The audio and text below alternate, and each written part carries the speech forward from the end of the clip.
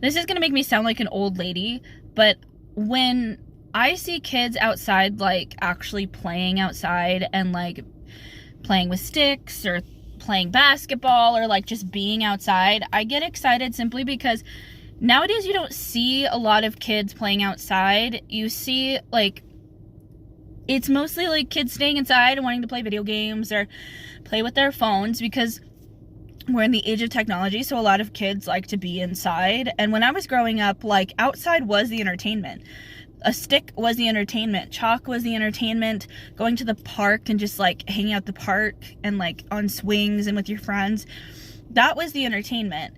And so I grew up, I was born in 1994, so I kind of grew up when, you know, the internet was growing and YouTube became a thing, and you know, when technology was growing more. And so like I grew up in that middle place where it was still there, but we still like played outside, and you still had to come inside when the when the like lights came on and the street lights came on.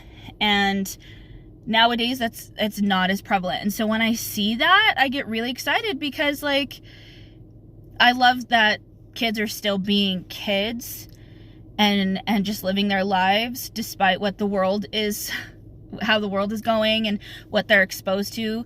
It's kids being kids, and that it makes me hopeful for things because, you know, those people are our futures, and that's what I love. Like, one of the good things about kids being raised at this time of the world is that they're being taught like what they're going to stand for, what they're not going to stand for, and what they're going to be vocal about and what they should fight for. And I think that's really important, to teach your kids to treat people the way you want to be treated, to love people, you know, love thy neighbor, and to not judge people, to fight for those who can't fight for themselves, to just support and live life with love and peace, but also to not be afraid to, you know, mollywop a bitch if they have to. But like, hate is taught, and it's nice to see kids be kids. So like, I was driving and I was seeing